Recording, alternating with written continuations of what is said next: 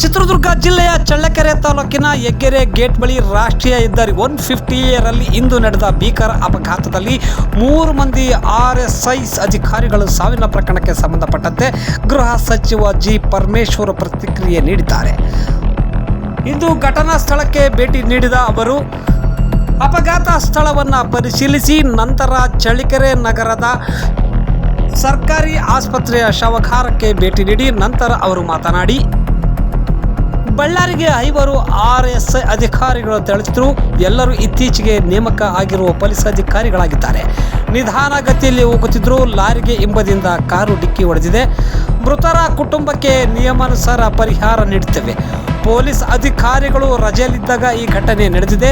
ರಜೆಯಲ್ಲಿದ್ದಾಗ ದುರಂತ ನಡೆದಿದ್ದು. ಯಾವ ರೀತಿ ನೆರವು ನೀಡಬಹುದು ಈ ಬಗ್ಗೆ ವಿಚಾರಿಸಿ ಸರ್ಕಾರದಿಂದ ನೆರವು ನೀಡಲಾಗುವುದು. ಮಾನವೀಯತೆಯಿಂದ ಮೃತರ ಕುಟುಂಬಕ್ಕೆ ನೆರವು ನೀಡುತ್ತೇವೆ.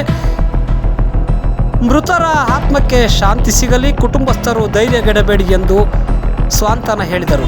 ಈ ವೇಳೆ ಜಿಲ್ಲಾ ಸಚಿವ ಡಿ ಸುಧಾಕರ್ ಹಾಗೂ ಚಳ್ಳಕೆರೆ ಶಾಸಕ ರಘುಮೂರ್ತಿ ಇದ್ದರು.